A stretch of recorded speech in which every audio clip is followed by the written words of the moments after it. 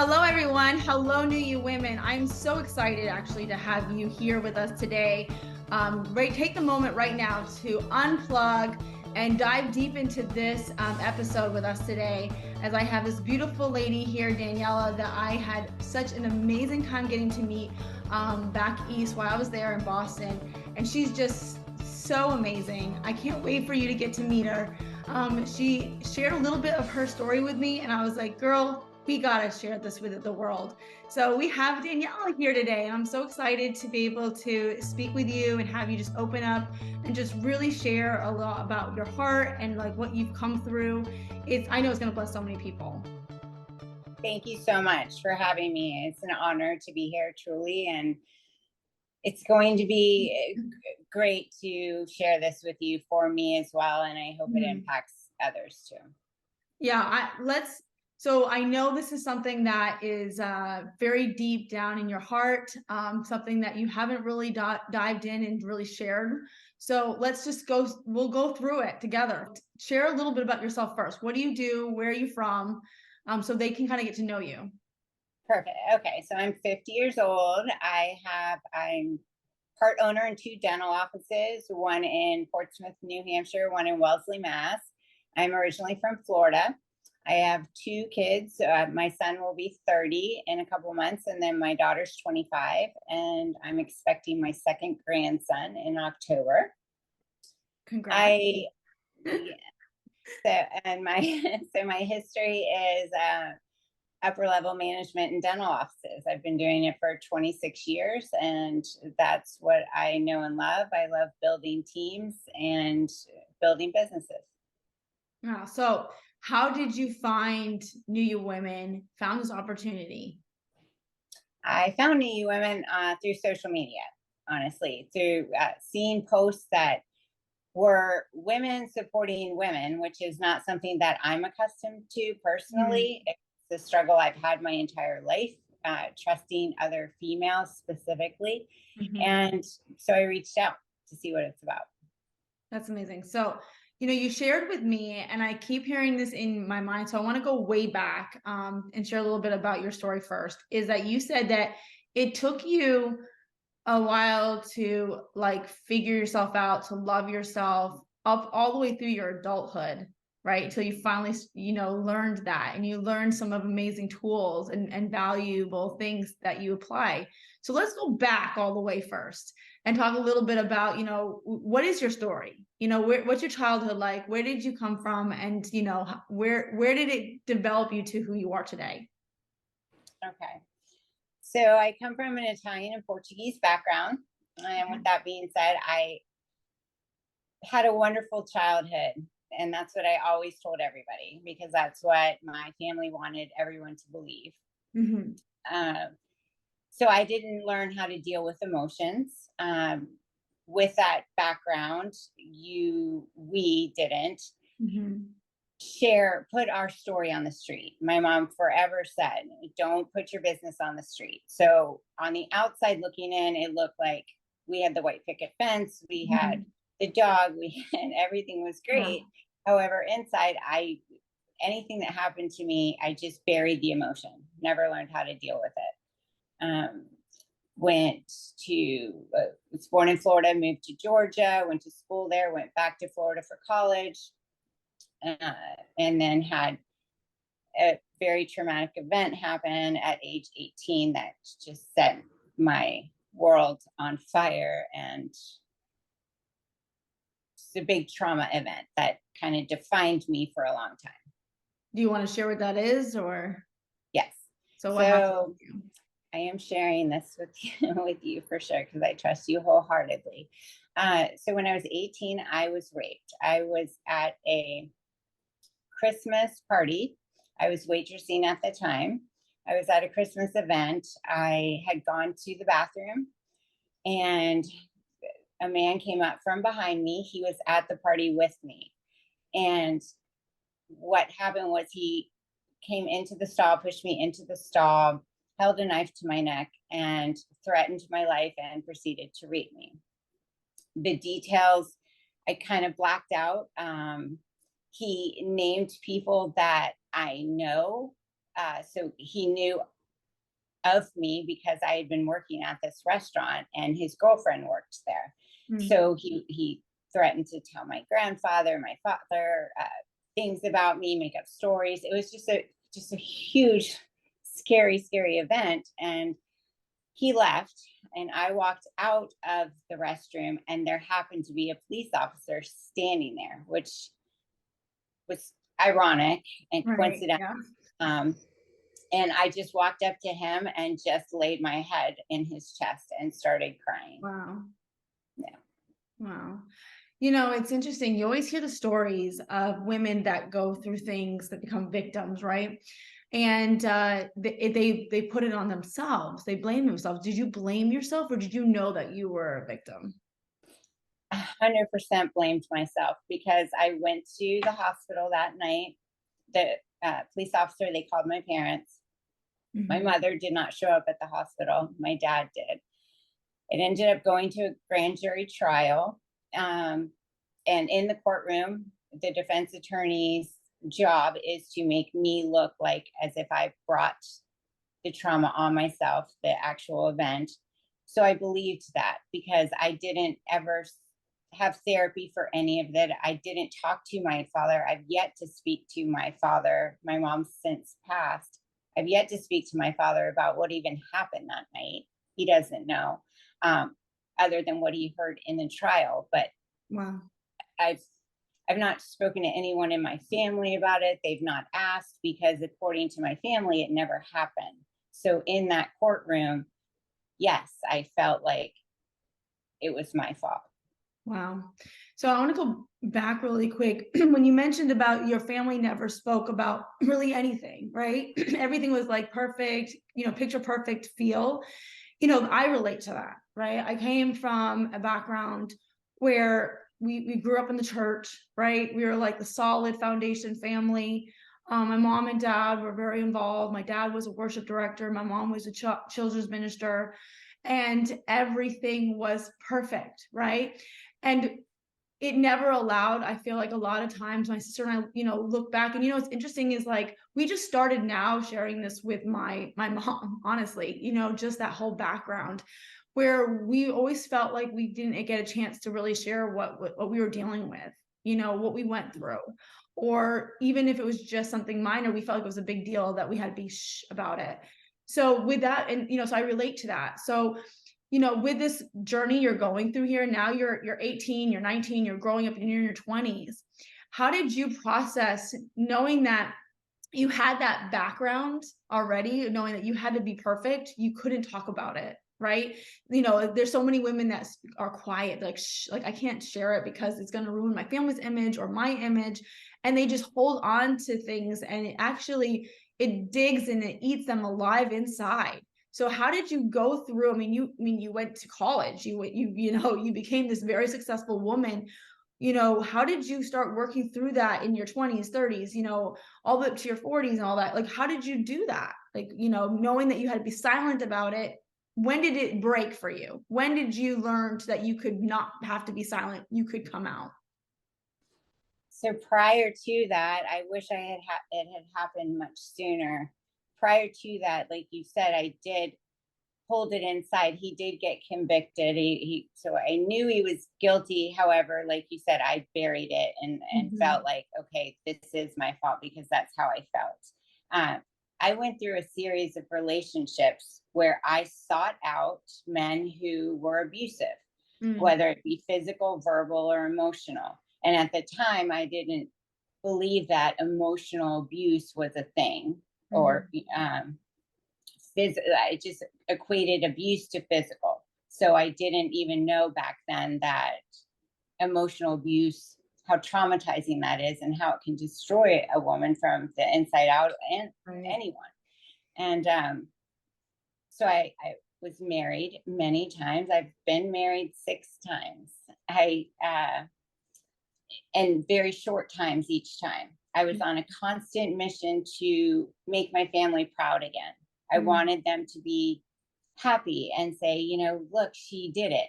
Because I had my two children. I was not with their fathers. And I wanted them to say, there's something that they could be proud of, because I knew they held this shame against me for what happened. So I just kept seeking out these Chasing men, the and then acceptance, chasing the acceptance, chasing the yes, acceptance. yes, and I was like, what is going on? Like I didn't I didn't know what it was about me that I kept ending up in these relationships. Yeah. And it wasn't until 2 years ago at age 48 that I said, okay, the only common denominator in all of this is me. Wow. So what is it about me? And I sought help. I signed up for therapy. I applaud you honestly for that shift.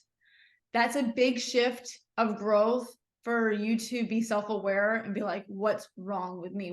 When you first shared that with me back on our first phone call, I remember you sharing that. I still to this day remember you actually being so self-aware, saying like, it's I gotta work on this. It's not the world's fault, it's right here. And that shows so much growth. And I think that's so key right now for a lot of women to hear that, is they have to hear like, what is it, what how can I change my life?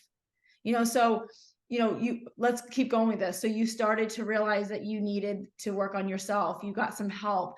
Where did that lead you? It led me to a lot of pain initially, and learning how to unpack. I had a lot to unpack and own, Mhm. and admit and accept, and realize, okay, I've got to work through the pain. I lost my mom when I was 33, so that was traumatic. She was my best friend, and I didn't deal with that either. So I worked through a lot of things. And once I started therapy, is when I saw the post. I'm very spiritual. I will admit I had lost faith. I had lost my faith during part of this. When my mom passed, I was like, oh my gosh, Mhm. everything just keeps happening. There's no reason why this would be happening. If God loves me and God loves why? Right. And it took therapy for me to be like, okay, I understand. And when I learned how to accept myself for who I am, not be ashamed of my past, because my past has been used against me by exes. I'm going to blast you on social media and say, Mm. she's been married 6 times, and, you know, uh, calling me every name in the book, and all of the things that shame was put on me so many times to bring me down. I, I started to learn to love myself. And it's, it's a journey. It's a journey I still Yeah. work on daily, but I am in a completely different place now.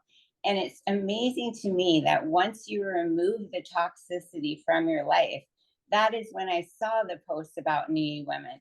That is when I met Marie. That is when I met Darren. That is when I met you, Kate. That's when I met Alexi. And Yeah. I wouldn't have, I fully believe I would not have met these you beautiful people had I not sought help, had I not realized I Mm. needed to work on me.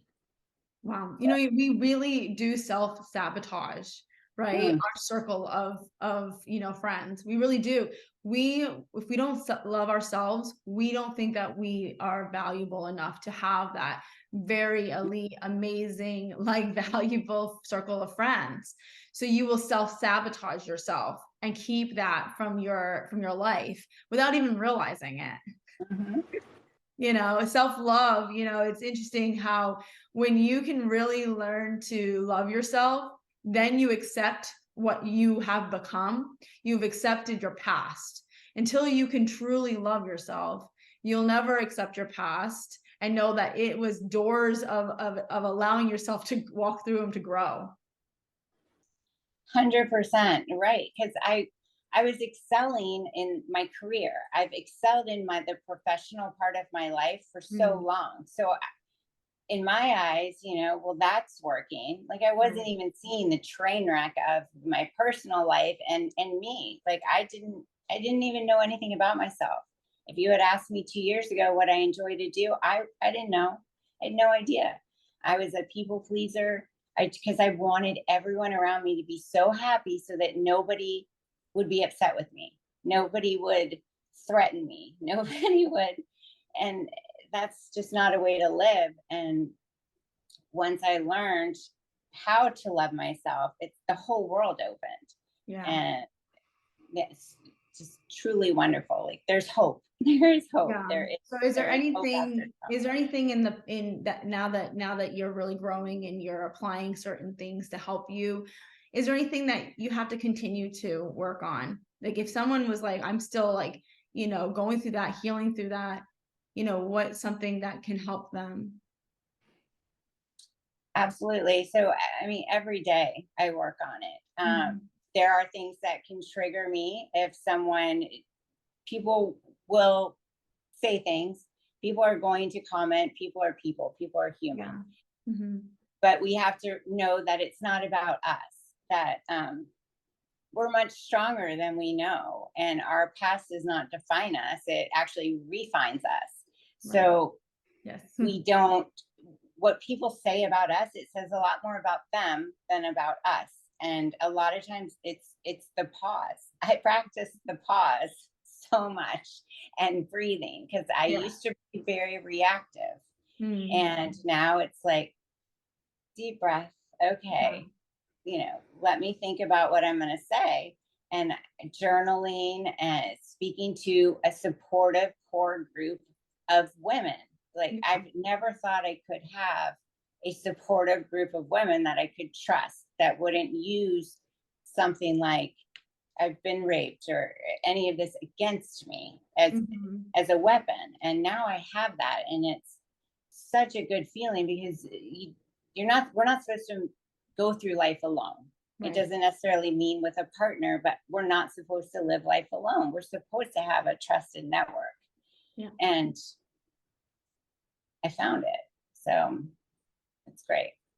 Wow, that's amazing. So what are your goals, and what are some of your dreams now that you're really focusing on and want to do in life? I want to build my empire. I want to live free. I want to have time freedom. I want to travel the world.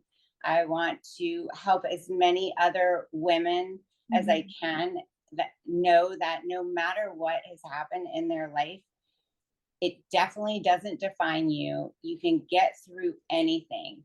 And it's not a shameful thing to ask for help. Absolutely not. It's a sign of power. It is absolutely a sign of power and strength to say, I can't handle this alone, because none of us can. Like, we are not in control of that. And the sooner we let go, I absolutely wish I didn't wait till age 48 to do this, but I am extremely grateful that I did it at age 48 and not at age 88, because I have an entire life to live. Right. And I feel like a new person, to be quite honest. Like, I feel like I just finally started living. And yeah, I just want to. I can tell a big difference even from the first time I met you. Even the first time I met you in Boston, like there's just even a different like glow about you. You can see just how much you've like really stepped into yourself. You know where you're going. Like you can feel it off of you, right? Like even if you're not there yet, you know where you're going. And I can walk up to you and be like, that woman knows where she's going. Thank you. Because I do feel it. I see it. I see it. And that's what comes with dealing with whatever you've been through. And it doesn't even matter. And I'm so grateful that you gave me this opportunity to share, because I needed to, and I want to help as many people as I can know that we are all powerful, and we are all can accomplish whatever it is we want in life. It doesn't matter how small or how large our goals are. We can all do that. Yes. Surround ourselves with the right people, believe in ourselves, and love ourselves. That is the first and foremost. That has to happen before we can do anything in life. Absolutely. I 100% agree with what you just said. Loving ourselves is number one. Wow, just when I just even look back and think about myself and my journey and going through that self-love, like it literally sometimes just makes me like so emotional. Like it makes me so like get so teary-eyed because it's like I look back even just 2 years ago and it's like, wow, like when you're in your deepest point and like what's funny, I've never cried on one of these yet. It's just, but it's just such an amazing thing to think about as women. You don't need, you don't need anyone else to love you. You don't. You You're can so get right. people to love you. You can, you have that blessing and that you have that you in your life that you deserve to have someone that loves you, but you don't need it. And the moment that we realize that we don't need it, but we get to have it. We don't chase after it, and accept just anything. We get to choose, right? We get to choose to love ourselves first and foremost. We get to choose who gets to love us, and that is so powerful when a woman truly sees that and feels that. And I mean, I relate so much to seeing you just grow and find yourself and that so self-awareness of saying, like, it's time to work on myself. You gave that permission to yourself and you dove right into it. I mean, I really hope that a lot of the women that are listening to this take away that like they get to work on themselves. They get to, focus on them and be a little selfish, say, it's my time to work on me. It's my time to grow. And I get to love myself first and foremost. And then I get to pick who I have in my circle because they're a treasure, right? We're each a treasure and we get to blossom. And if you're not around the people that are helping you bloom, right, and watering it, then go find some people that will help you water yourself so that you can bloom because we're all these beautiful flowers that are out there. Yeah, absolutely. I couldn't agree more. And it is so imperative. And you're right. Like I have goosebumps all over me right now because I think back to times when I didn't know if I would make it another day because I was like, I just don't know. Like life is so hard and I feel so horrible about myself because other people are saying these things about me and I allowed it to happen. I allowed them to make me feel that way because I had no love for myself, not 1 ounce. And it's such a scary place to be when you don't love yourself. And so many women out there don't. And it's so sad to me when I see that. And because coming from a place of now confidence and power and self worth, you just want to help them so much because it's like there's such a big life out there. Like there's Yeah. so much more, and you want everyone to experience this feeling because there's nothing like it. And like you said, we are worthy of Mhm. the love that we want and desire. And that comes after loving ourselves 100%. And we don't chase anything. Absolutely not, because we don't need to. And Mhm. exactly what you said. I echo everything you just said. So after now that you've like really just started to open up and share your story more often, and you want to encourage others to share their story, like what does that make you feel? How has that helped you actually even grow to another level, being able to be open and share your story? I wish I've been trying to put this into words because it is such a feeling of empowerment, but a compassion that I like want to spread. Like I just want Yeah. to take it and spread it because I manage people for a living, and I see it all the time. I see it in people at the grocery store. I see it with the way women walk. You can see it in people's faces. Yeah. And yeah, you recognize it because I was her. I was that person for so long. And thank God that I awakened and was like, I have to do something about this. And I'm not ashamed anymore. So I feel free. I feel free inside. I feel like energy can flow in and out. I can hear things about myself. I can pause. I can know that it's about them, not about me. I know who I am. So if I hear something, I know that I'm not that person. So I can move on. I'm a huge empath and I will always be because I love people. But I no longer like, I want to help. I want to help everybody who wants to help themselves.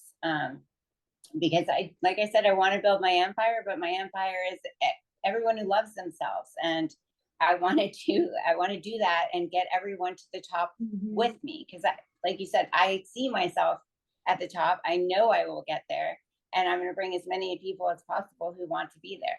So, wow. Yeah.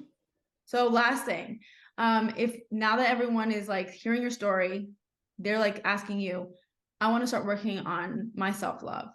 What is something that I can do right now, today, and every day to work on that, to find that self-love deep down inside? Start by when you first wake up and you look at yourself in the mirror, say, I love me. I am worthy. I am beautiful. Talk to yourself because you are a person, you are a human, and you need to start recognizing, say the positive affirmations, write down things that you love about yourself, and then repeat those to yourself every single day, and you'll start to grow and blossom into this absolutely gorgeous bouquet of flowers, because it's just such a good feeling, and I just want it for all of you, everybody. Like they always say, if you're looking for someone to change your life, just go look in the mirror. Absolutely. Oh, thank you so much, Daniela. This has been amazing. This has been really raw and real, and you're such a blessing to me. You're welcome. Thank you so much for allowing me to do this with you. Bye, everybody. Thank you so much for listening.